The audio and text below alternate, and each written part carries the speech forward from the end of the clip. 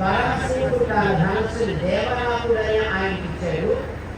ఆ దేవరాతుడి ద్వారా జనకుడి దగ్గరికి వచ్చింది. ఆ ధనస్సుని ఇందాక ఇచ్చింది. ఏ ధనస్సుని?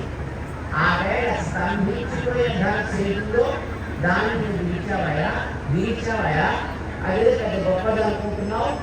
రెండవ ధనస్సు ఇదిగో నా దగ్గర ఉన్నది. ఇది విష్ణుధనుడిది. దీని మీద నీ పరాక్రమం చూపించగలిగితే అప్పుడు దానికి నేను సంతోషిస్తా. సంతోషించిన తర్వాత నీతో మల్ల యుద్ధం చేస్తా. నువ్వేదో గొప్పవాడిని అనుకుంటున్నట్టున్నావు. అప్పుడు చెప్తా నీ స్థితి ఏంటో అన్నాడు పరశురాముడు.